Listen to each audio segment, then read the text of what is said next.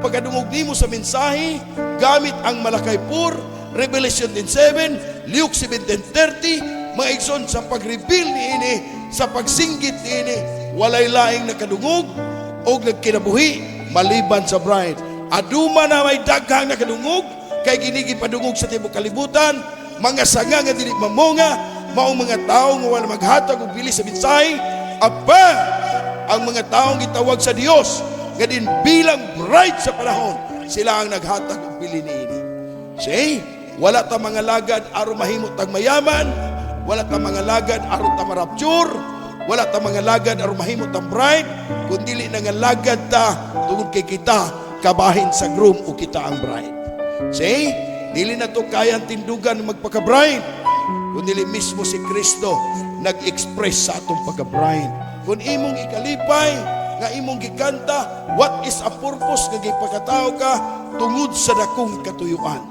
Nabuhi ako sayo niya, nabuhi kung si tungod tuyo aron daygon og simbahon siya. Mga igsoon, wala ta buhiya sa Dios aron magpakadato sa kalibutan. No, because langit ug yuta iyaman. Kung kita ang bride, dili na kinahanglan magpakadato ka. Di na kinahanglan nga imong isigaw sa buong mundo nga dato ka. Ingon Jesus Christ, maangkon man nimo ang kalibutan, apan walay Kristo sa imong kinabuhi, walay kapuslanan. Kung unsa may ihatag sa imo sa Ginoo karon, pasalamati siya. Ang importante makapangalagad ka. No? Ayaw na tinguhang unsa man parangal nga imong madawat sa kalibutan, kundi dili lakwa ang kalibutan uban kang Kristo. Mulakaw ka nga, magalakaw ka nga uyon sa kabuto ni usay ko sa Biblia, the footstep of the righteous man, that order of the Lord.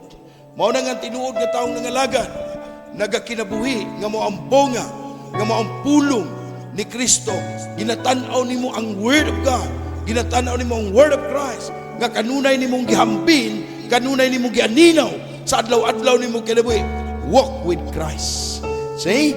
Ang pagpangalagad mo ang pagtanaw sa pulong, ug ang pagtanaw sa pulong nga mao pagkinabuhi, mo ang bunga nga bilang sanga kita ni Kristo. Bilang kita ang mga kabahin nga dunia nga nagdala sa iyang espiritu, nga nagdala sa iyang kinaiya sa atong lawas.